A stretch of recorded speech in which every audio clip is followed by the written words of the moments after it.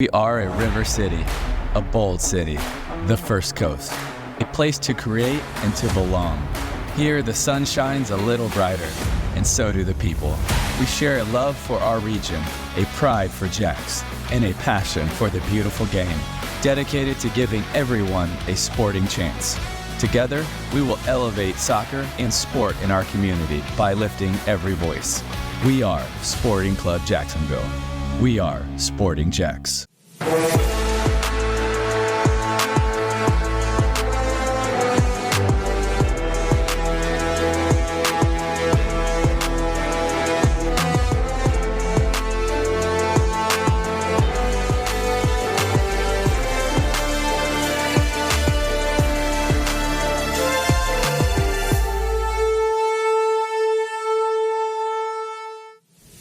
Hello and welcome into the Sporting Jacks Report. I'm Cole Pepper. Emerson Burris will join me shortly. Coming up, we'll look ahead to today's matchup with Charleston Battery and hear from Steve Fell from the U.S. Men's National Team camp. We'll also meet one of the new additions to the men's roster and let you know where to share the excitement of the World Cup in the coming week. But let's start with last Saturday's match against Detroit City, the second meeting of the year against the team from Motown. To Hodges Stadium we go, where Sporting Jacks got off to a good start early off the corner kick. Emil Jaskalainen heads one in, and Sporting Jacks has the early lead in the 7th minute and perhaps a chance to dream for that first league meeting, first league victory. However, guy who was in the middle of it all evening long for Detroit, Darren Smith, scores his first of the game here to equalize in the 13th minute. Then, 13 minutes later, Smith again rounds the keeper, puts it away. A brace for Smith, and Detroit City is on top. Sporting Jacks tried to battle back, but Smith just kept finding himself in open spaces. The first half hat trick converted in stoppage time. Then in the second half, on the counter, Smith running down the middle of the park, gets in behind and scores his 4th goal of the match. Sporting Jacks trying to claw back. First ball in, comes back out to the edge of the box. Kieran Sadlier fires in his 6th goal of the year. He's the leading goal scorer for Sporting Jacks this season, but it was just too much of Darren Smith. The South African scores 5 goals on the night. That ties a league record. And then Detroit City added another one off a free kick late. The final 6-2, Detroit City comes to Jacksonville, gets the victory. Now, they'll try to find a way to turn things around with Charleston Battery coming in today. There's always positives. You can always play another game of football. We're healthy, like we're playing, we are scoring goals, we're just obviously conceding too many. We're making mistakes and stuff, but look, the positive is that there is always another game. We've got a big game at the weekend. And yeah, there's always positives. Sometimes it's hard to see them when you're not doing well results-wise, but there's always positives in everything you do.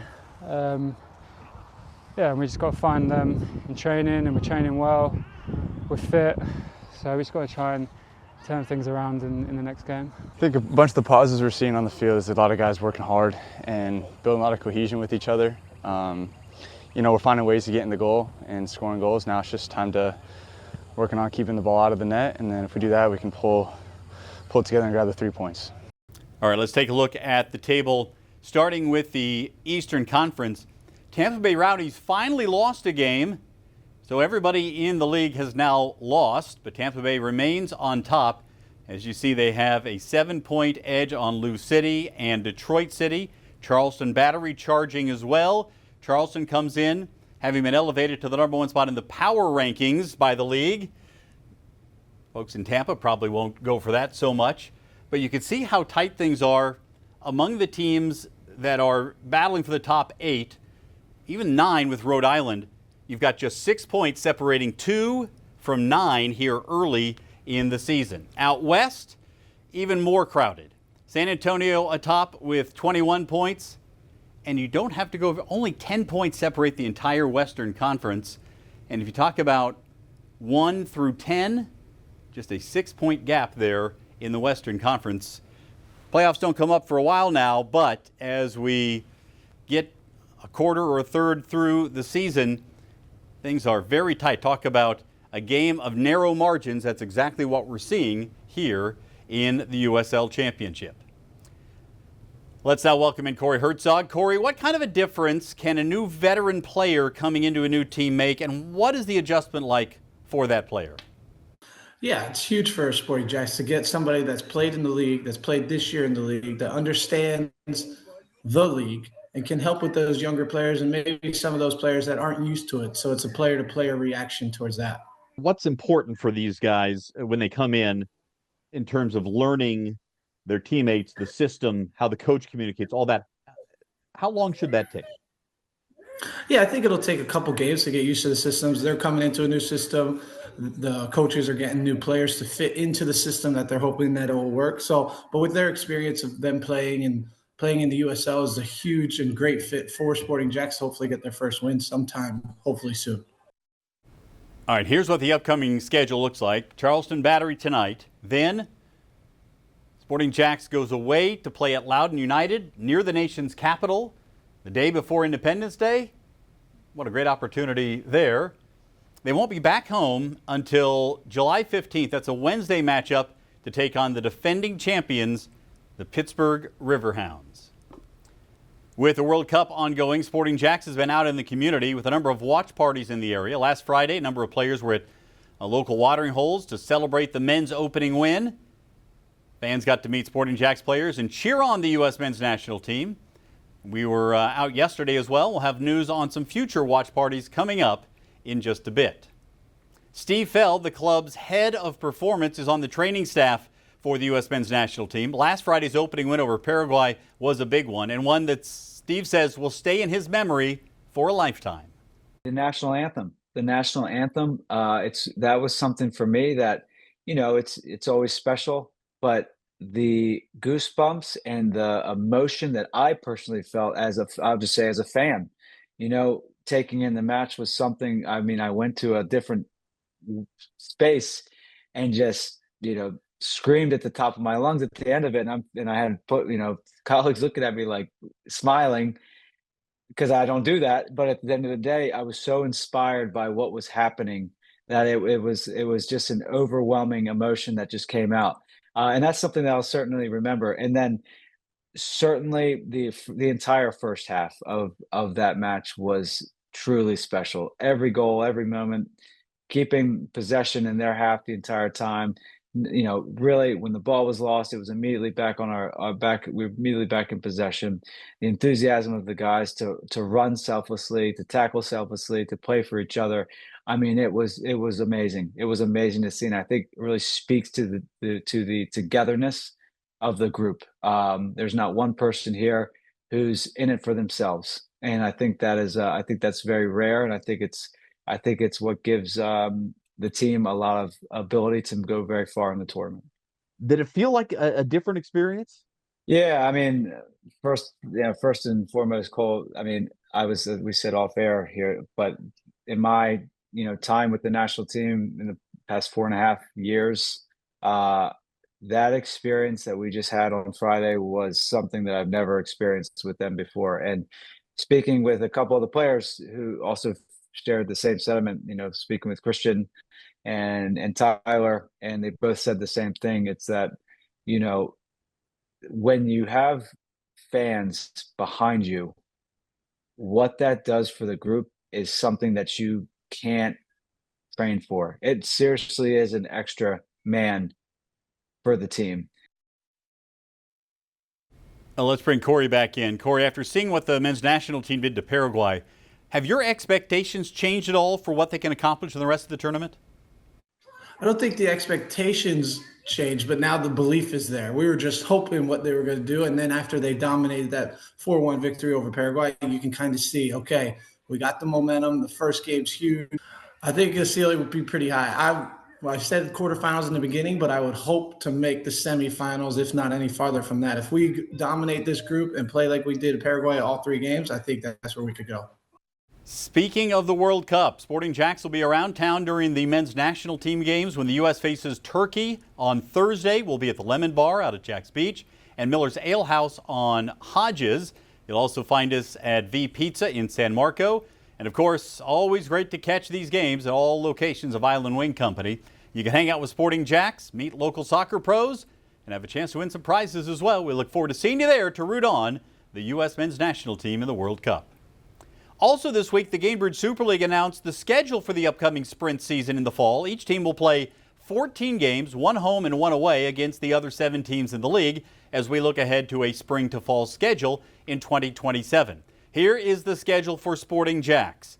We will start with a road match at Fort Lauderdale United on August the 15th. The following week, the other Florida team comes to Jacksonville as the Tampa Bay Sun visit Hodges Stadium for the home opener for Sporting Jacks. Then another home game against Dallas Trinity before back-to-back away matches over the course of an extended amount of time, 9 days between DC Power and Brooklyn FC.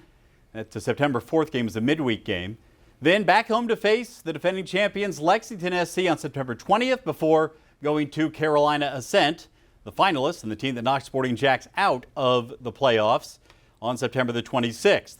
The rest of the schedule looks like this. DC Power at home, followed by Fort Lauderdale at home, so back-to-back home matches there, a week apart. At Lexington, home against Brooklyn on Halloween. That might be quite a scene at Hodges Stadium. At Dallas before Carolina, and at Tampa Bay the Saturday after Thanksgiving to wrap up the regular season. The postseason will be 2 weeks, the first week after the season ends, and then December the 12th for the finals. And you can now reserve your season tickets for the sprint season.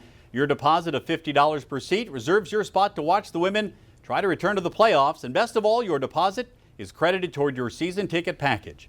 Go to sportingjacks.com or call 904-863-KICK to place your season ticket deposit today. Coming up, he's the newest face in camp with the team, how Raheem Somersall is adapting to a new team and a new city. That's next as the Sporting Jacks Report rolls on.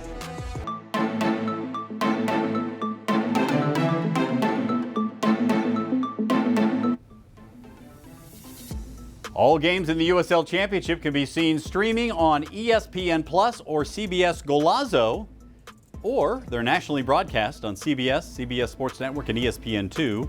All the rest of the home games for the men can be seen on Channel 4 or CW17. Let's now welcome in Emerson Burris for our Ascension St. Vincent's Player Spotlight. And Emerson, didn't take you long to sit down with one of the newest members of the Sporting Jacks team, a guy who's got some serious USL Championship experience. He sure does. He's got a really cool story, and the men's team has added this veteran experience to the midfielder with the signing of St. Kitts and Nevis international Raheem Somersall. The 28-year-old brings nearly a decade of USL experience as he looks for a fresh start here in Jacks.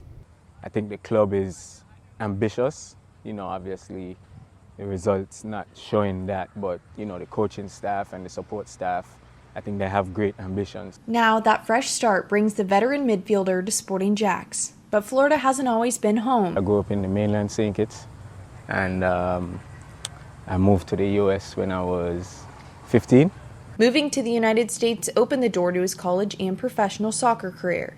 When I moved to the US, I always had a dream to be a professional. I had a coach that one day just told me, like, if you keep developing and stuff, you'll be able to advance to the next level. So to have someone believe in you, that kind of gave me a push. From college soccer to the USL Championship, Somersall steadily climbed the professional ranks, including reaching the goal he says every professional hopes to meet. I think every footballer dream is to play at the highest level and to represent your national team. For me, I've played through the youth, U20s, U23s, and in the senior team. Now in Jacksonville, Somersall says his goal is simple, and what he wants to bring to the team is evident. Experience and just hard work and grinding, and just mostly trying to shape the culture that the coaches want and, you know, turn the page to get some wins.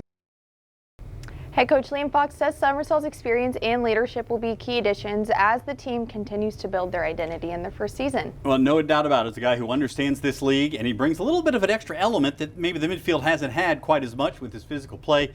We're looking forward to big things out of Raheem here the rest of the season. Absolutely. He told me he loves exploring new cities, new cultures, loves to dance, and loves music, but has not gotten into country music yet. All right, at least not yet. We'll see. A little time in Jacksonville, we'll see if that changes. Thanks so much, Emerson.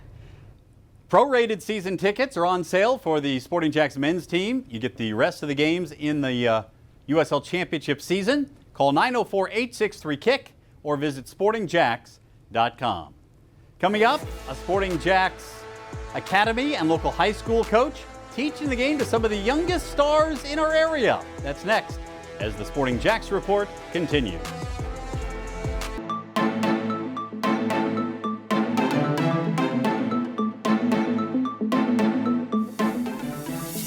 Whether around town or at Hodges Stadium, you can rep your pro soccer team with Sporting Jacks shirts, hats, hoodies, and more. Use the QR code on your screen or go to sportingjacks.com/shop to order your official Sporting Jacks gear. You can also pick it up at Hodges Stadium on game days. Time now for the Youth Soccer Spotlight, presented by ViStar. Emerson back this week, and a Sporting Jacks Academy coach who also coaches one of the top high school teams in the area is helping to introduce the game to some young stars this summer. Yep, this is one of my favorite stories. The videos are just so cute. And this summer, Creekside girls soccer and varsity head coach Lexie Messick is helping young athletes sharpen their skills both on and off the field. Through the Future Night Soccer Academy, players of all ages are getting the chance to train, compete, and learn from current high school athletes serving as mentors. More than 100 girls participated in Creekside's June camp, making it the program's biggest turnout yet. The 4-day camp focused on developing core soccer fundamentals, with each day centered around a specific skill, including dribbling, passing, and shooting. But beyond technical development, the camp also emphasized leadership. Current Creekside players stepped into coaching roles, leading warm-ups, guiding younger campers through drills, and helping manage team competitions throughout the day. The experience gave younger players role models to help look up to, with high school athletes building confidence as leaders. And this summer we started an LLC called Future Night Soccer Academy, and we run a camp, one in June and one July. June is kind of our bigger camp. And we do all ages. So we had 114 girls there this year, which was our biggest camp yet since I've been there. And we had also half of those, we had 36 incoming freshmen. So that was pretty exciting. Have a good balance of fun and skills. So we start off in the morning with a group warm up with everybody together. We actually had one of the high school girls run the FIFA 11 just to practice, and we really focus on giving the high school girls leadership skills. So they ran the group warm up, and then we did speed and agility. We did skills based. Each day had its own skills. So the first day was dribbling with moves. The second day was turns. The third day was passing and receiving, and the fourth day was shooting. And then we kind of move into some fun games. So we did things like soccer, tennis, soccer, golf, horseshoes. The littles did some kickball.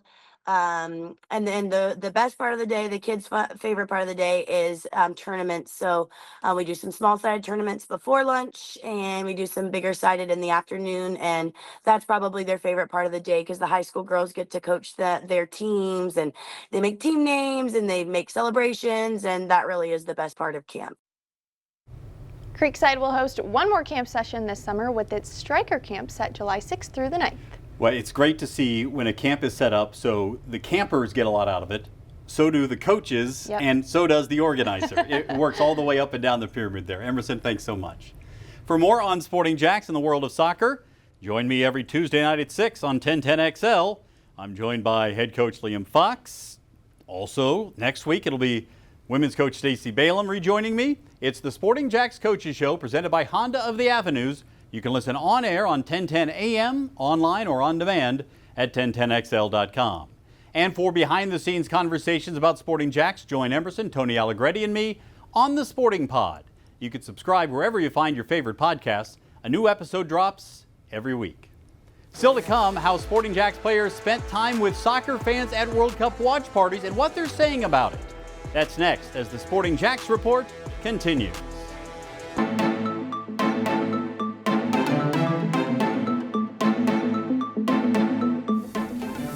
You can catch the Sporting Jacks Report every weekend on the stations of First Coast News. Next week we air Sunday at noon on NBC 12. Remember, you can also find us on demand on First Coast News Plus and the Sporting Jacks YouTube channel.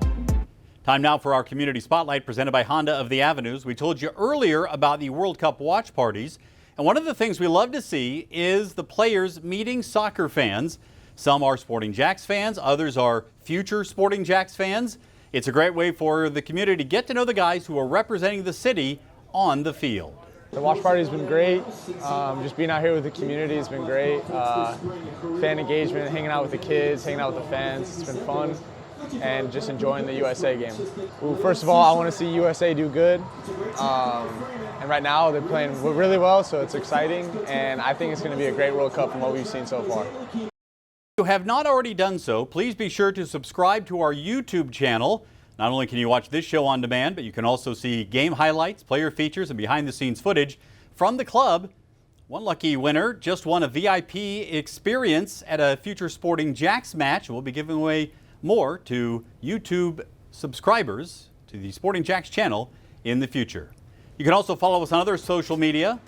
We're on X, Instagram, Facebook, TikTok, and the aforementioned YouTube channel for Sporting Jacks.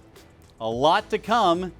We are just weeks away from the women opening training camp again. Both the men and the women will be in action on the pitch in matches in the league starting in October. The men playing all the way through as well. We have so much going on right now around Sporting Jacks. We want you to come along for the ride. My thanks to you for watching. We'll talk to you next week right here on the Sporting Jacks Report.